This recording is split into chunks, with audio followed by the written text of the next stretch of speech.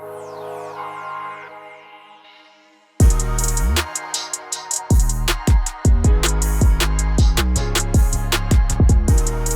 Jordan.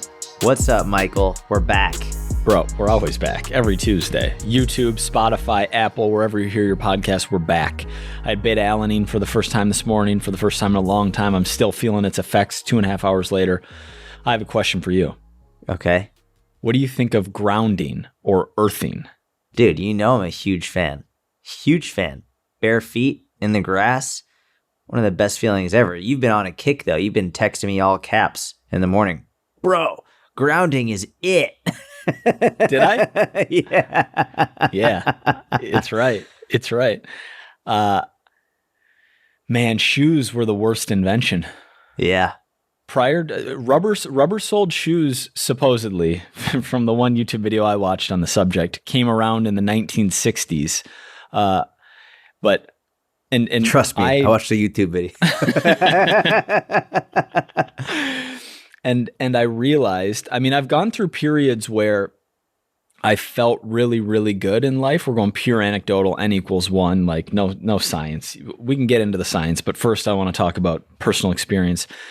And I've had a hard time drawing the line between why I felt so good and what I was doing differently during those periods of my life. And there were times when I spent lots of time outside barefoot, and whether that's sand in the ocean, feet on grass, playing, like kicking a ball around, throwing a ball, whatever it is, but being outside with my bare feet on the ground, not constricted by a shoe, not with this layer in between us and the earth. And it's just massively overrated. And now in this era of knowledge work where we're inside, we're under fluorescent lights, we're hunched over with bad posture, we're staring at glowing rectangles all the time. I'm not going to go complete woo-woo and like blame all of our, well, no, because I don't think it's right. I think it's one of many things that we're doing wrong as humans, but getting outside more often and getting those bare feet splayed in the ground, those toes splayed, that is the game. And I don't know if the whole like the earth has a negative charge and we have a positive charge, and therefore when there's like an electrical component to your feet being on the ground, I'm just not smart enough to know if that's actually correct or not. And I know there's debate on that subject, but what I know is when I am indoors or even outside and with shoes, I feel different than when I'm getting my feet on the grass. Yeah, dude, agreed. Have you ever used a toe spreader? I haven't. Dude, have you seen my toe spreader? I think we had this conversation 18 months ago on the pod. Oh, really? I'm a huge fan of the toe spreader. It feels amazing. So, yeah, big fan of that one. I know you, like, I remember Kev Deneen had that thing at Structure Personal Fitness, best gym in New York. Remember? Shout out. He had that little mat that I could stand on with like all the little bumps on it. That was like one of the greatest things I had for my feet too. It just made me feel so good. All like the little pressure points and everything. Yeah, big fan of getting that. That like massage, that SMR on the feet that are normally cooped up in shoes. Yeah. But yeah, getting outside in the grass, I'm a big fan. Obviously, I think shoes were necessary to prevent illnesses and cuts and infections. You're so good at playing defense against the people we don't even like online that like I don't even want to play defense against them. If anyone had a negative comeback to that was like, you know, neckbeardy and reddity and like shoes are a net positive on society. Yeah. It's like, nah, nope. We don't even like you. But you are intuitively so good at, and it probably comes with like making content and being on the internet, but just being able to defend your position against all angles. But I don't even want to think about that. Yeah. Just shoes are bad, black and white. Well, there's no ifs, ands, or buts about it. Did shoes prevent disease? I don't know. Absolutely. That was the purpose of shoes? Are you just freeballing here? No. I'm not going to say that's the purpose, but that's definitely one of the reasons why. There's no question that like you have a cut bacteria in the ground, maybe at a time when people were pooping on the ground, peeing on the ground. Like the 60s? Oh, you're talking not rubber soled shoes, but like In the general, yeah, origin of, there were okay. different types of shoes long before that, but yeah, it's super, yeah, from a Yeah, but hygiene those shoes were perspective. made out of the earth.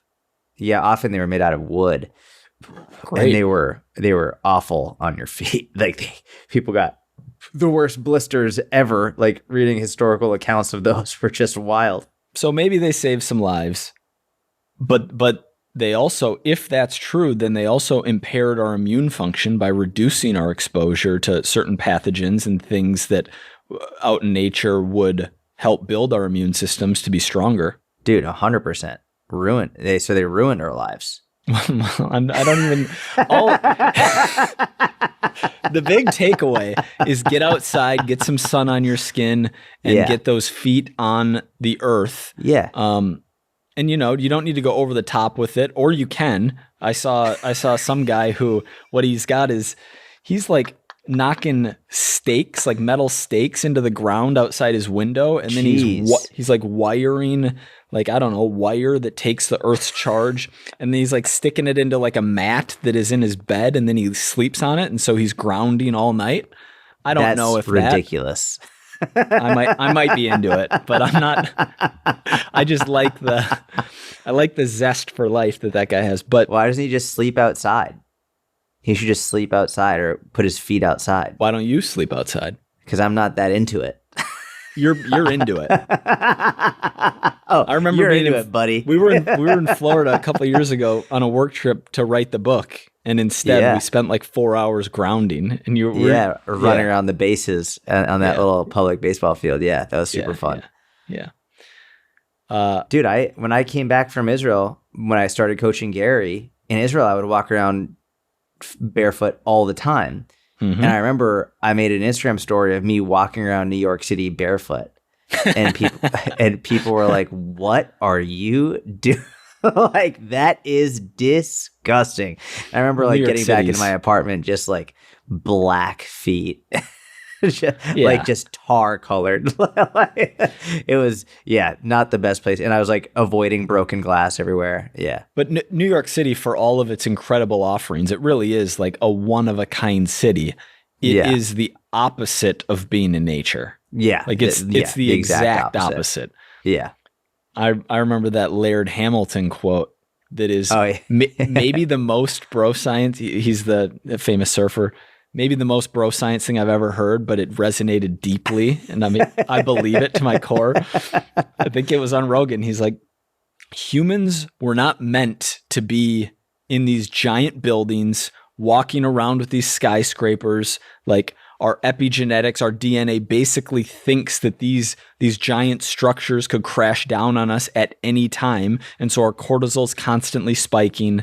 Like, probably a little bit of an extreme argument, but there's so much good that comes from spending a lot of time in nature. And unfortunately, the way that we have our lives structured, we don't. Yeah. And I mean, many of us, we definitely were not designed to live in high-rise buildings. That is for sure. Yeah. Small apartment complexes with our feet never touching Mother Earth. I saw a video the other day of this guy. I don't know what year it was. I think it was a historical account, and it was showing what New York City construction workers did before there was like any safety considerations. And this guy was just climbing very quickly at an must have been thousands of feet in the air, just climbing and jumping and moving, and just with a tool belt around him. And that was it. No safety, no carabiner, no like net, just like jumping and moving and shimmying and climbing. And I'm like, holy shit. like that's what he does every day. And it's why that city is built, is because of people like that. It's just wild. It's incredible. Wildly impressive. Yeah. And terrifying. I was watching and my legs felt like jelly. Like I had a legitimate physical response where, like, watching him do it, my legs jellied up, and I was like, I'm so soft. Like I can't even think of the words to say how I would literally never do that under any circumstance. Do you have a fear of heights? I definitely don't not have a fear of heights. Like I'm not like I'll go on, like I skydived or I skydove. I did that, and like I'll do that stuff. I would prefer not to be in a situation in which I'm like I could fall off and die. But I mean, I think I probably have a lower fear of heights than most people. For example, I remember on my honeymoon, we were in Santorini and we were like doing this hike up this little mountain, and like I was just like strolling right on the edge, and my wife lost it. She was like, "What the fuck are you doing?" She's like, and I don't know. I was fine with it, but I definitely, it's not so much the fear of heights. It's more just the realistic fear of that guy has literally no safety whatsoever. Like if I was attached to something, I'd probably be more okay doing it. But yeah, that's just nuts. Yeah, terrifying. What do you want to talk about? Feel good to be back rolling again? Ugh, bro, it's the best. How do your ribs feel? They're still not healed fully. They're probably around 80%. But they're good enough to where I can really be drilling now unhindered, I would say. Yeah, which is really good. So it feels really good to be back. Conditioning feels good. Man, and jiu-jitsu is one of those things where the conditioning is so different than anything else. So coming back, like I actually am very happy with how my conditioning feels. Just I did an insane amount of zone 2 work, and I still I do zone 2 probably like 19 out of 20 days I'm doing zone 2. And I just feel great. My conditioning stays so high that like even getting like when I didn't do zone 2, my conditioning would be awful when I took that amount of time off. But just keeping up with that, it's crazy how well your conditioning maintains. That's awesome. I'm glad you feel so good coming back. Great for your health too, obviously. Yeah, absolutely. What do you want to talk about? Starting my new split on Monday. So actually when this podcast is released, I'll be on day 2 of my new split. Yep. So Monday, Tuesday, Thursday, Friday, I'm dropping some lower body volume and going Monday pull day, but it starts with deadlifts, and I might throw some hamstring curls on that day. We'll see. Tuesday upper push, Wednesday rest, Thursday legs, Friday full upper. Nice. Just trying to get an extra caffeinated workout day in. Because you've been doing 3-day week workouts for a while now. Been doing 3x full body, and it's been solid, but they're exhausting. And so these will be slightly shorter workouts, so I shouldn't have to break them into 2 sessions. And I just find it easier to work and like feel better on days when I work out, probably because of the increase in caffeine on those days. But nonetheless, and I enjoy training, and ABR, as we say, always be recomping. And so I'll be continuing with that mentality. And yeah, I'm excited. Probably the mix of caffeine and endorphins, right? You just feel so much better after you lift. Correct. Yeah. That's exactly right. Yeah. So there's that. I go to Chicago tomorrow for 4 days coaching Gary at the National Sports Card Convention. Oh, nice. How's coaching Gary been lately? How's he been doing? He's been good. His summer is his summers are always tough because he's got that giant marketing event in France. Cannes. I guess like film festival, but there's also it's very business stuff. So he's working for 7, 8, 9 straight days for that. And then he spends a lot of time with the family in the summer. And so, when you're out of your normal routine and just have like 7, 10, 12 days of more downtime, it's easier to pick. And he's done a really good job of not overdoing it and kind of maintaining the same range, and continued to get good workouts in despite traveling. And so, things have been going really good. His rows have been pretty insanely strong, huh? His rows and his bench press? Yeah. Yep.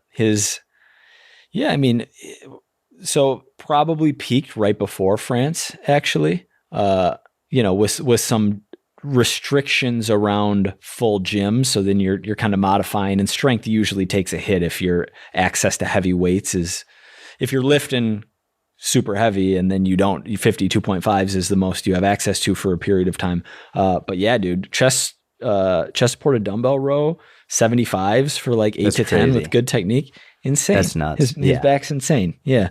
And yeah, he's doing really well. I remember that Cannes trip that he takes every year to France. The first year that I was with him, he was like, "Hey, you're going to come to Cannes." And I remember you were surprised because you're like, "Really? He's never taken me to Cannes." And I was like, "Yeah, he's taking me to Cannes. He wants me to be there." But I was looking at the schedule and we were trying to work it with Ty, his assistant, being like, "Okay, like, how are we going to do this?" Gary was like, "I don't want to fly you to France and then not actually get workouts in. It's all day business meetings. Like, when can we fit them in? Maybe during lunch, da da da." And we had this whole plan, and we get to the airport, literally like about to go to Cannes, and Gary's just like, "You know what? I think it'd be better if you don't come on this trip." He's like, "I don't think I'm going to be able to have time." And I was like, "Really?" Like, ticket was booked, everything was like ready to go, and he's like, "Yeah, I think it's probably best. Like, see if you can get a refund for your ticket." And I was like, "Okay." And I just went straight. I refunded the ticket, and from the airport, I ordered a ticket to Israel and flew to Israel because I think that was like a whole week where I was like, you know what, screw it. Like, I'll just go see my family. So like, without even leaving the airport, stayed there, flew right over. That was a fun trip. Yeah, you're like, I have a week off. I'm going to take advantage of this. Yeah, his schedule over there is nuts because they get up and get after it. It's like a work day during the day, but then there's dinners and events and stuff at night. So he's like 6 hours of sleep if he's lucky, I feel like, on that trip, and there's no room for squeezing lifts in. Ty's going to be in Chicago, so I'm. Oh, is he? Yeah, so and he likes to jump in on the workouts, and then they get competitive, and so we'll be able to get a few good ones in there, even if it's like late nights. And yeah, the bench press competitions between them are always good. Iconic. Tyler's been getting after it. Has he? Yeah. He's been trying to gain weight for some time now, and has slowly. He's been consistent lifting and oh, good. And added a decent amount of scale weight. You know, he's super lean still, but probably added 10 pounds of muscle, I'd say, at least. Oh, wow. That's awesome. Yeah. But yeah. We can take this anywhere. What do you think of UBI? Universal basic income? Yeah. What are your thoughts on UBI? Well,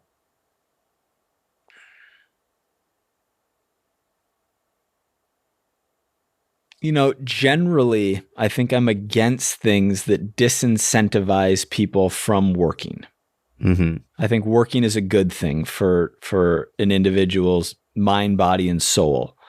At the same time, and this is like a common argument in favor of UBI, is that AI is going to displace so many jobs that we'll need to have some like safety blanket at the bottom of society for people who are really struggling and need that $1,000 a month, $2,000. I don't know what exactly the amount of money would be, but you know, if you project all of the like, okay, we're gonna have self-driving cars, so every Uber job, every trucker job is gone, and I have no idea if this is gonna happen. But if we get to a place where there's mass technological improvements, I actually think that just opens up new and different jobs for people.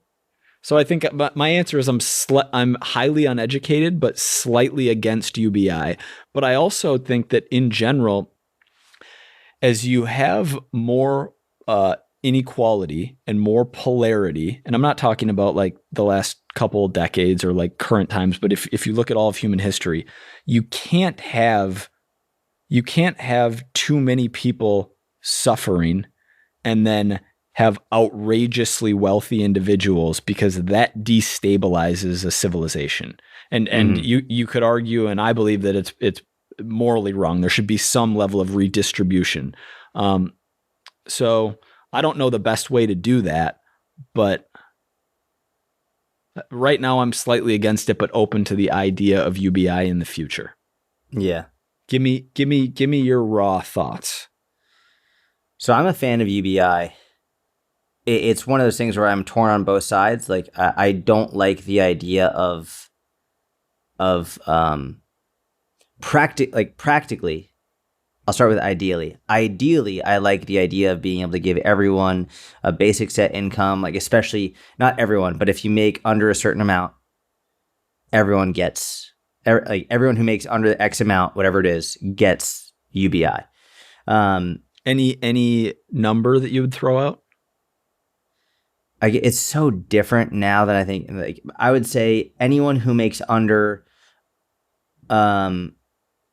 100,000 a year, or any joint household under 200,000 a year, I would say should get UBI. Anyone under that, I think, should. And they get that amount? No. I think they would get like a monthly like amount of between $1,000 to $2,000. I see. Okay. Right, like the annual income for an individual, if it's 100,000, that or less, then they get 1,000 to 2,000 a month. And if it's a joint household with kids, they get up to 200,000. I think they get UBI as well. Okay, cool. And what if someone is unemployed? They're still just getting 1,000 to 2,000. They're not getting more. I think for someone who's unemployed, or like unemployment plus UBI. I think, yes, correct. Unemployment plus UBI. I think in an ideal world, I like it because in an ideal world, people are using that money for good. They're using that money, like whether they're putting it into savings, they're using that money in order to, I don't know, to take opportunities, to help them get a job, to help with some medical bills. Like they're using that money for good in an ideal world. That's like why I support it. Practically, I know a lot of people would use that money for stupid shit. And like, give me percentage. Essentially, what percentage of people? That would be completely making it up. So I'll give you one, but I'm literally just making this up. I would imagine that 50 to 65% of people would use it for stupid shit. We're dialed. It was 50 to 70. 50 to 70 is what I was, I think a huge percentage of people would use it for stupid shit. And when you say stupid shit, you mean like Fendi bags and like heroin. We're not talking like... Yeah, going out like buying Gucci bags when they can't afford it, when they shouldn't be.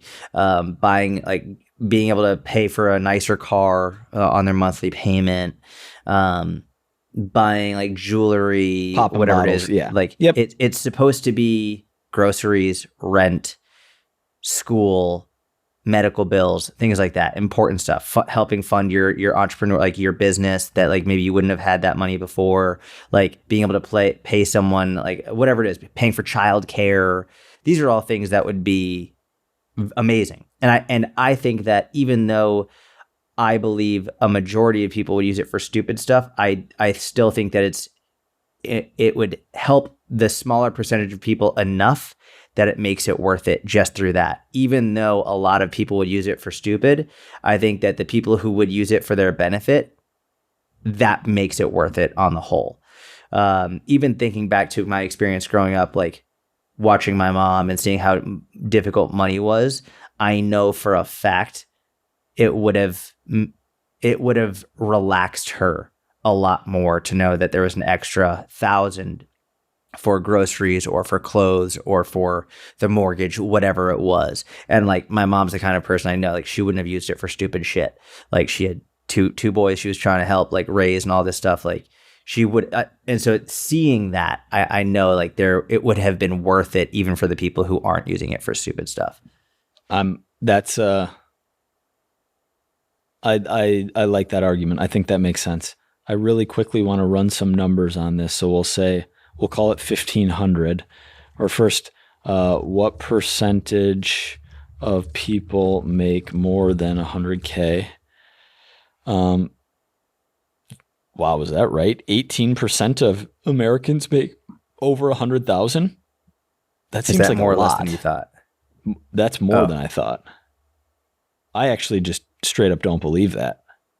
1 in 5 Americans makes more than 100K. That's to find out how many people make over 100K per year. We've gathered, according to our extensive research, 18% of individual Americans make over 100. I just don't believe that. We're going to say 10%. So you don't believe that? I feel like it's different than it used to be. 100K isn't like as much as it was when I was a kid, you know?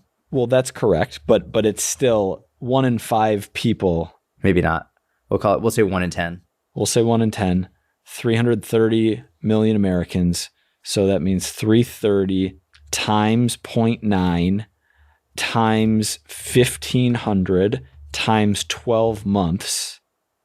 Well, this probably isn't applied to children, is it? No. No. So if it's adults only, we'll call it, I don't know. We'll call it 290 million Americans. 18, that's probably wrong too. We'll call it 280 million Americans times 0.9 times 1,500 a month times 12 months is 4.5 million.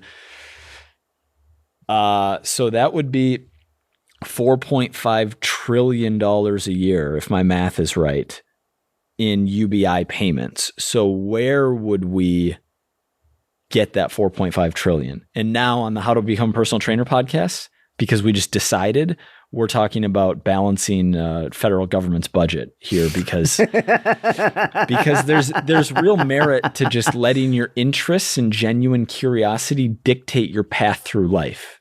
It makes life an adventure, and that's what we're on. When you honestly speak the truth of what you think and you let go of the outcome. Yeah. All right, go ahead, Jordan.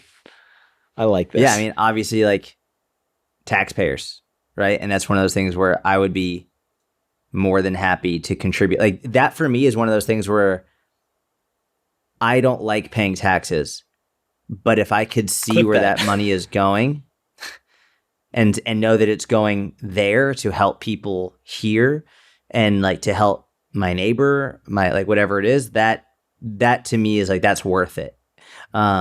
So you want to increase taxes on the rich? No, I don't mean increasing, but there's a lot of our tax money that's going to things that I don't agree with in general. So reducing. That's what I was asking is where does that money come from? I thought you said increase taxes. So from taxes, not increasing. I definitely want to pay more. I know it comes from taxes, but it's either we increase government revenue or we reduce government expenditures. Right. So there are many things the government spends money on that I don't want to spend money on. So now I don't have to call you out on virtue signaling because you don't want to increase taxes from where they are. I don't want to increase taxes. Not at all. What do you want to reduce? I just want to pay what you're paying now. What do I want to reduce? I would rather pay way less than what I'm paying now. But what you're saying is to finance these UBI payments, you would reduce government spending in which areas? Oh, man. That's a great question. And that's something that I'm not educated on to the point of knowing, all right, this much money is going here, this much money is going there. And also there's the aspect of they say that they're giving this much money here. They say they're giving this much money here, but then they're also coming out saying like, oh, there were huge errors in regard to how much money they were actually sending. And like, this has been coming out a lot. Like there have been huge errors in their reporting. And I feel like we don't actually know where the vast majority of this money goes. So you want it to come out of your theory is that there's a lot of kickbacks and money going unaccounted for dollars, maybe bribery, government officials, who knows, and you want to round that up and give it to the people instead, a little Robin Hood. Steal from the elites and give it to the people who need it. I think we can all get behind that. Red, blue, green, it's not yellow. Even stealing from the elites. They're stealing from us. We want to steal the money back and use it for the good of the world. You know, steal from the rich, give to the poor is the Robin Hood slogan that I was using. I know. Correct. I know we're not. Yeah. Not like taken from rich people who've earned it. Like I'm talking about the people who are in control, who are like manipulating our money for their own benefit. Yeah. Yeah. This is exhilarating. Let us know what you think of this discussion. Well, I don't think that. I think the UBI that I support wouldn't be. It would be way less, meaning way fewer people would get it. Okay. I mean, a household in Arkansas who's making $185K a year between the two of them. Like, I don't think they need an extra $24K a year. I think they're doing great. And that brings up another component is like, are there cost of living State adjustments depending? Yeah. Well, yeah. Fun. You want to discuss more politics? I don't really like the word politics. I don't really. Yeah, I'll let you ask like the whatever word you diet. Not Well, a big- UBI is a cool discussion because unlike something like gun control or abortion or something that's like been beat to whatever, a pulp, right? These are common topics that have been debated for decades, and like people like dig their heels in on their positions. Like UBI is it's a newer idea. There's more novelty. There's less, I don't know, there's less partisanship, whatever you call it. There's less division around it, and I feel like there's more free thought. I would rather have UBI and then people use that UBI to help pay off their student loans than just randomly pay off everybody's student loans for them. You know what I mean? Like, hey, how about we give you this check so you can start learning how to use this money wisely and then also pay off your student loans and whatever else you have. Like, I would rather that than just, hey, let's just forgive everything as though like it's, you know, and use other people's money to pay for your entire education. Like that's not a good idea. Yeah. Student loans is another interesting one. I very clearly see both sides. I don't.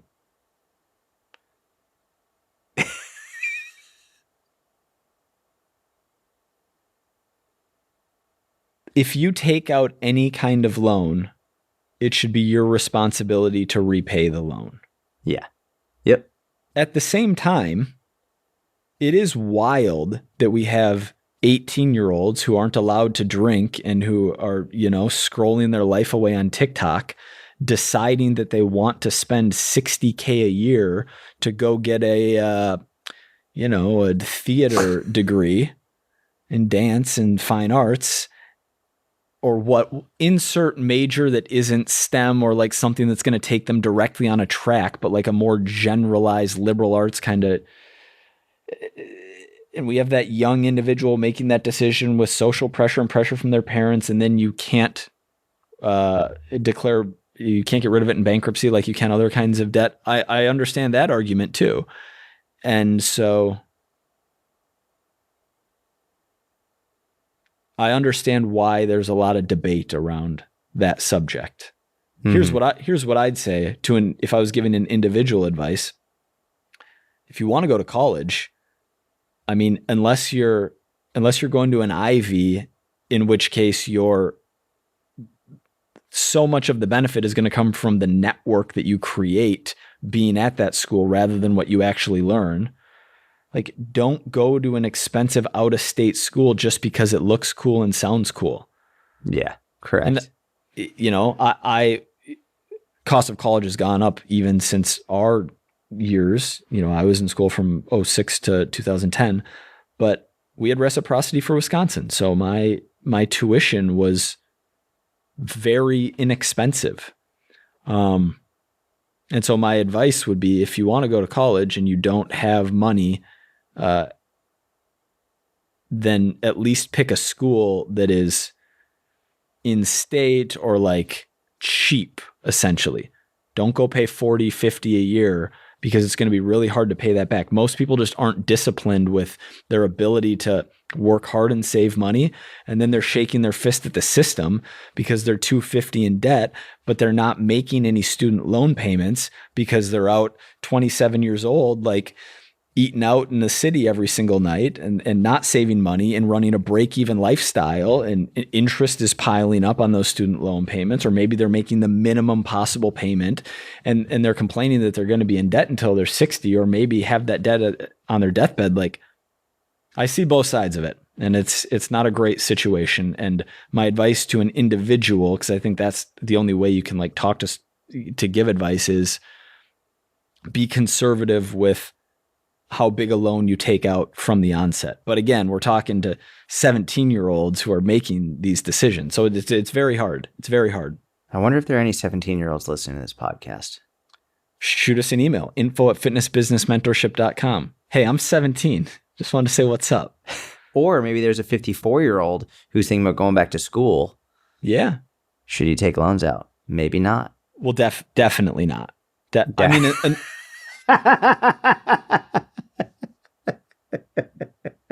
unless you have a very specific reason and end goal. I'm 48. I decided that I really want to be a lawyer.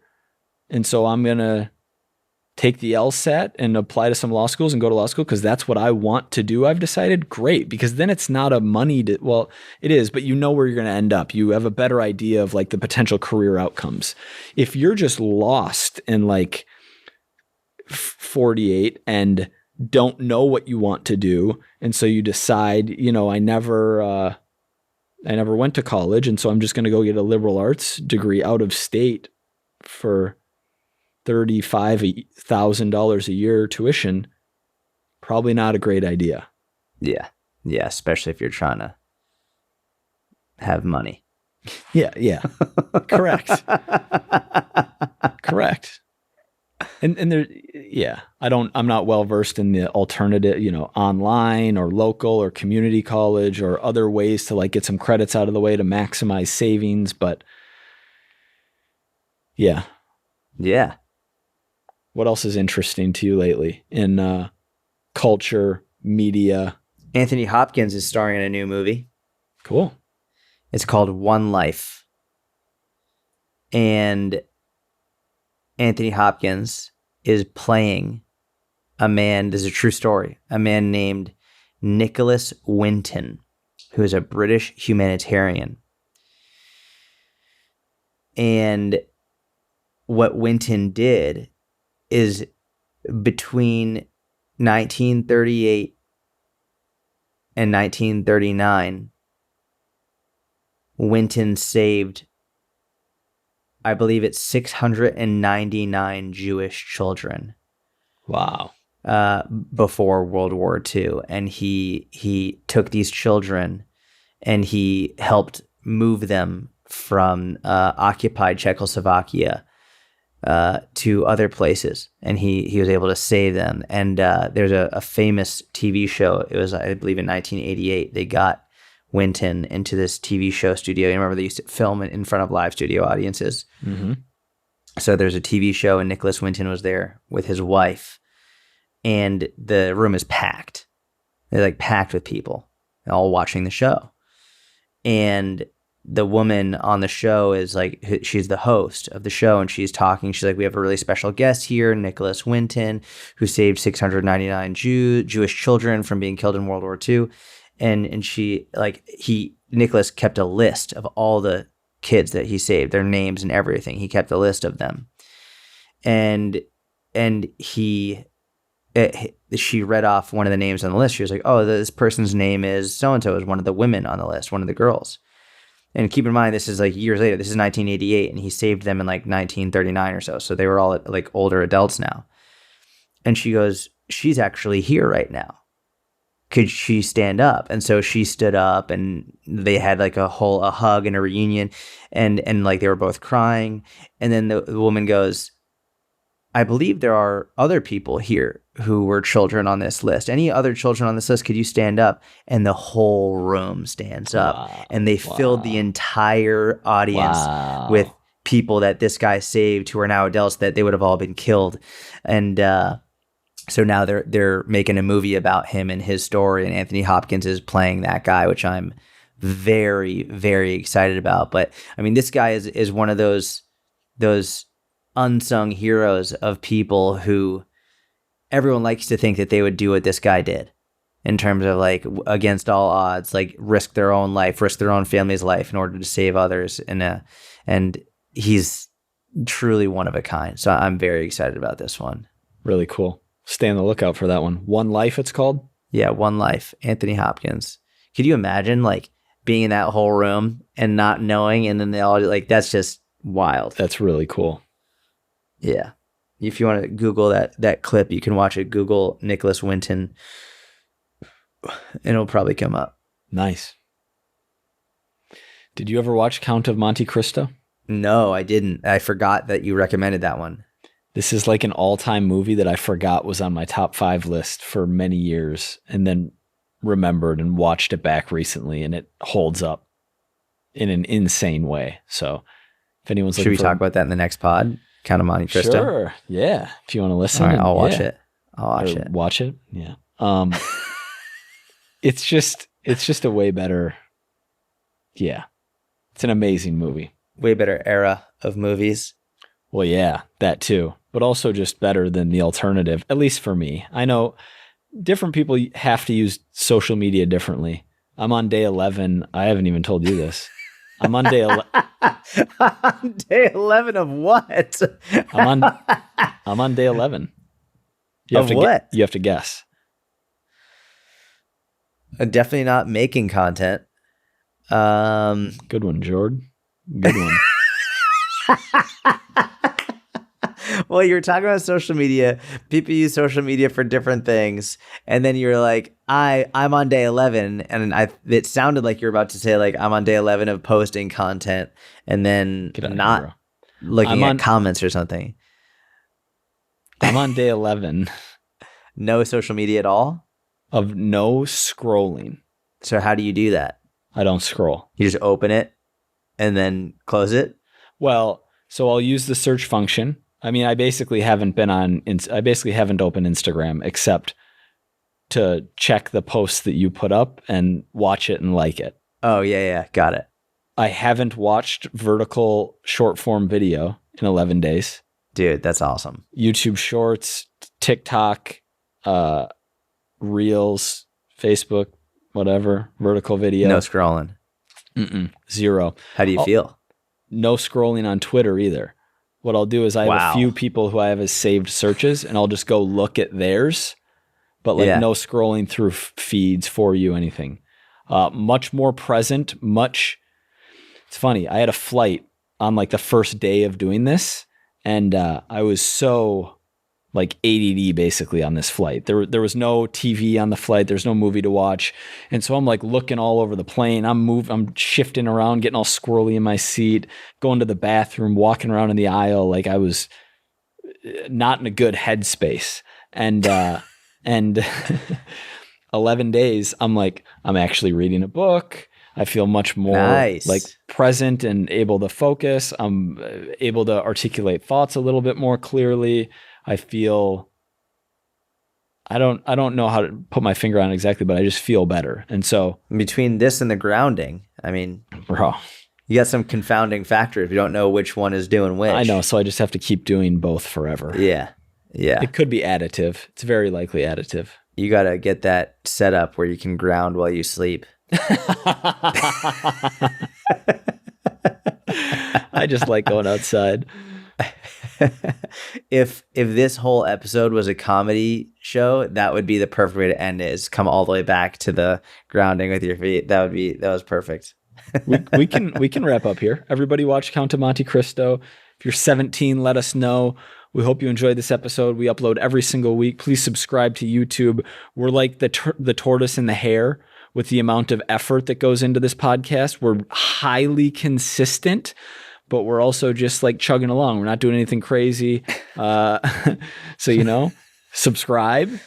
Are we the tortoise or the hare? What do you think? We're the tortoise. we're like we're definitely the tortoise. But to be honest, I kind of, you know what? Something coming for the mentorship too. I'm feeling a little salesy today. Something coming, very interesting opportunity for anyone who's looking to grow their online fitness business or start an online fitness business, doesn't know where to start, has struggled in the past, is looking for something a little bit more affordable.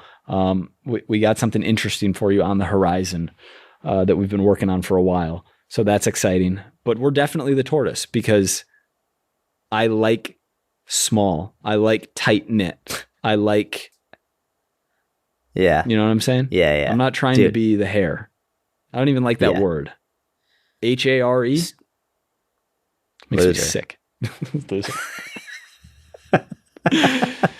So yes, thank you very much for listening. We appreciate you. We'll be back next week. Have a great week. Watch Count of Monte Cristo. See you soon. See ya.